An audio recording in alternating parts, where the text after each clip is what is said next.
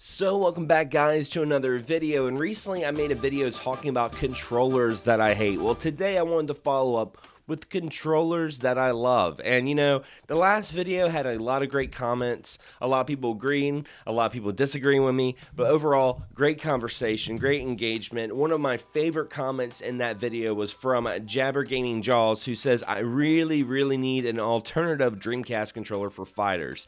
I'd like to try the AC pad and the arcade stick eventually. 100% agreeing regarding the Switch needing a D-pad. It's been 5 years, I'm still mad about it. Yeah, I don't understand why Nintendo, the creators of the D-pad, did not have a D-pad for those freaking Joy-Cons. Such a shame. But if you guys want to join the community, I'll have a link on the description below to our Discord. I'll be doing a lot on Discord very soon, including updates on live streams, so be sure to join that. Hope to see you there. Now, the first controller I want to talk about is actually a revision of a console towards the end of its lifespan, and I'm talking about the Nes Top Loader. Now, what made this console really interesting, in my opinion, it wasn't just the new setup, the new model that was just a lot better than the toaster NES, but the dog bone controller. The dog bone controller, you know, some people love it, some people hate it. It's very reminiscent of the SNES controller, and I really enjoy it. I really think it's a really nice controller. I like the OG NES controller. It's not my favorite, but I feel like the original NES is not as comfortable as the dog bone. I just really like that controller. And speaking of that familiar shape, I'm going to go ahead and knock it out of the park and say one of the best controllers of all time, of course, is the Super Nintendo controller.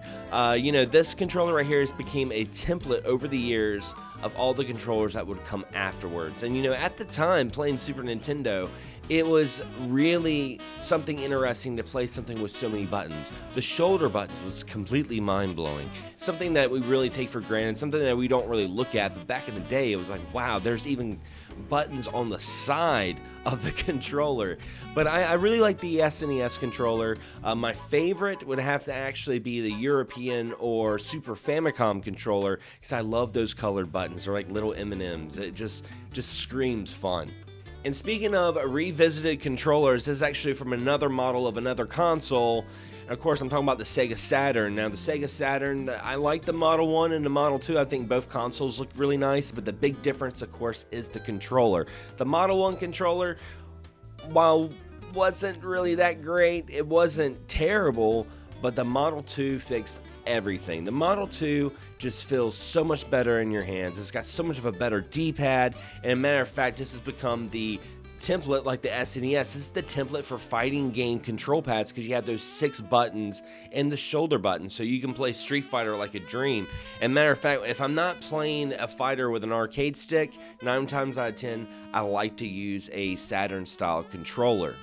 I like the Saturn so much that I actually have a 8BitDo MG30. Now, this is modeled more towards the Sega Genesis, like 6 button, but with the shoulder buttons, it feels very similar to a Model 2 Saturn controller, and I absolutely love it. This is a must-have for anyone who likes to have that sort of feel playing fighting games or old school Saturn or Sega games. If it's not broke, why fix it? And of course, I'm talking about the DualShock controller. Now, DualShock controller was introduced in the PlayStation 1 era. You know, it had the analog sticks and included a built-in rumble, but it carried over to the PlayStation 2. Now, it got a little weird in the PS3. I have to admit, the PlayStation 3 controller, I'm not as big of a fan of, because I feel like it's really light. It feels very hollow, where the PS2 was like the perfect PlayStation controller. It had, you know, that heaviness. It had the pressure sensitive buttons.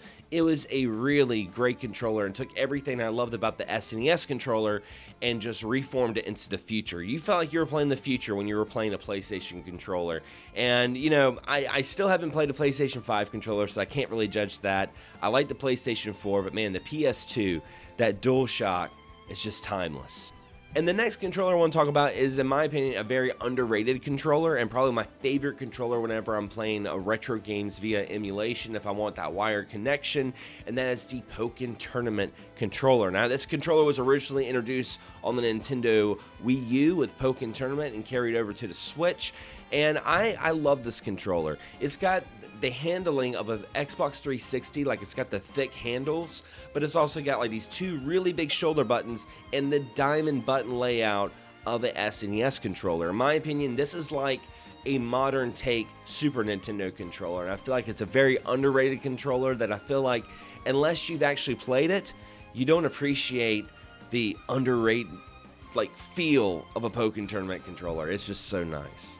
Now, my last controller is the definition of looks can be deceiving, because honestly, when I first saw this controller, I wasn't a fan, but it turned out to be one of my favorites, and that, of course, is the Nintendo Gamecube.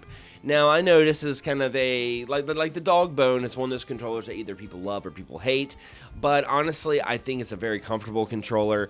Once I actually had a Gamecube and I held it, I'm like, you know, this makes sense. That I loved how the shoulder buttons are almost like triggers. They have this, like, you know, different ways of pushing it in, pressure sensitivity, I should say. But that, and I mean, I think the only thing I don't like about the Gamecube controller is the D-pad. It's a very, very small D-pad. It's right with the Dreamcast controller. But I mean, other than playing, you know, maybe some Game Boy Advance games on your GameCube using the Game Boy player, not a whole lot of games use the D-pad in that console generation, and that analog stick is perfect. I much prefer a C stick compared to the C buttons on the N64 controller. So still, in my opinion, one of the most like essential and most exclusive ways to play Ocarina of Time is still playing the Master Quest on the GameCube. Just for the GameCube controller alone, I feel like it adds so many more quality of life improvements that we don't even see with the Nintendo Switch Pro controller. It still feels awkward playing a game like that, but the GameCube controller has you covered. And what's so great about the GameCube controller is you can use the Wii U adapter and still use your GameCube controller on your Nintendo Switch, and you can also now buy like 8BitDo and other third-party wireless GameCube controllers as well. But anyway, guys, what are some of your favorite controllers? Leave a comment below. I'd love to hear some of your thoughts and opinions, and if you enjoyed this video, don't forget to subscribe, but also ring that bell so you're notified on all future videos that come out. Anyway, guys, as always, thanks for watching, thanks for subscribing, and as always, happy gaming.